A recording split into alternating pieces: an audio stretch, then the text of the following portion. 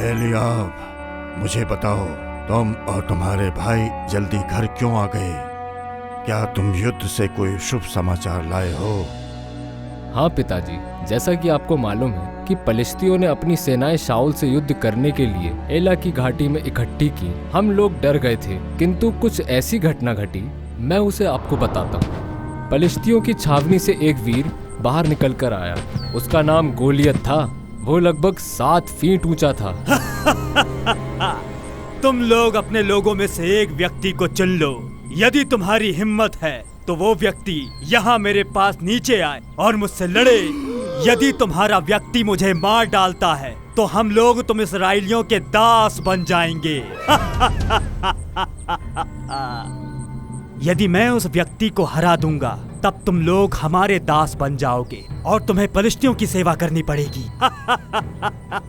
अब आओ, हम युद्ध करें।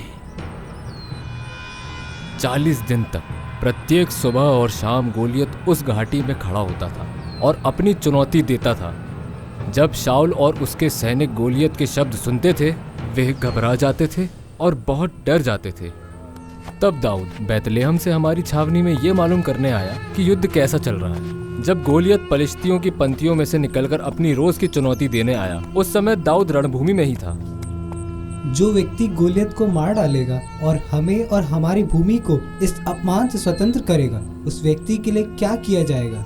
क्योंकि ये व्यक्ति कौन है जो जीवित परमेश्वर की सेनाओं को चुनौती देता है? किसी ने दाऊद के इन शब्दों को सुन लिया और तुरंत जाकर इसकी सूचना राजा शाऊल को दे दी। तब राजा ने दाऊद को बुलवाया। मेरे राजा, किसी को भी हिम्मत हारने की आवश्यकता नहीं है। तेरा दास जाएगा और गोलियत से लड़ेगा। किंतु शाऊल ने दाऊद को उत्तर दिया, तुम इसे नहीं कर सकते। तुम इस वीर के विरुद्ध नहीं जा सकते और उससे नहीं लड़ सकते।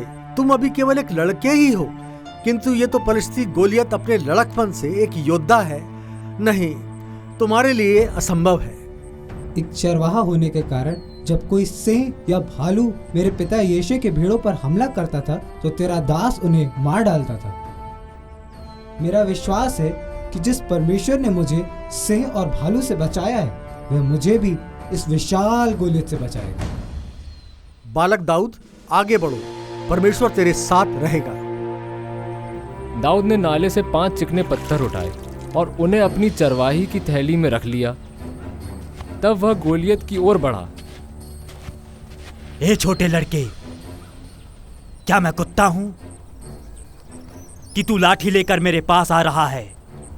तू मेरे विरुद्ध तलवार और भाला लेकर आ रहा है, किंतु मैं तेरे विरुद्ध सेनाओं के परमेश्वर के नाम से आ रहा हूँ, जिसका अपमान तुम पलिश्तियों ने किया है।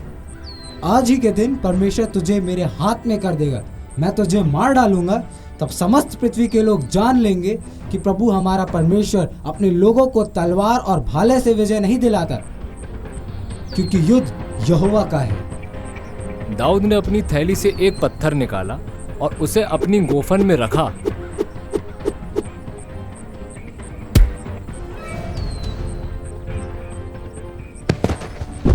सब लोगों में दहशत छा गई। दाऊद ने गोलियत को हरा दिया। जब पलिश्तियों ने देखा कि उनका वीर गोलियत मर गया तो वे सब भाग गए। शत्रुओं पर विजय के कारण हम लोग जल्दी घर आ गए हैं। एक सेकंड रुको। क्या तुम मुझे ये बता रहे हो कि मेरे सबसे छोटे बेटे दाऊद भेड़ों के चरवाहे ने क्या तुम ये कह रहे हो ये वही है जिसने साहस वाला काम किया है? हाँ पिताजी, उसने गोलियत को हरा दिया और दाऊद ने हमारे देश को एक शत्रु के हमले से बचा लिया। नहीं एलियाब, ये परमेश्वर था जिसने हम सब की रक्षा की। प्रभु परमेश्वर में दाऊद के विश्वास ने उसे विजय दिलाने के योग्य बनाया। हमें प्रतिदिन सर्व सामर्थी परमेश्वर में विश्वास करना सीखना चाहिए।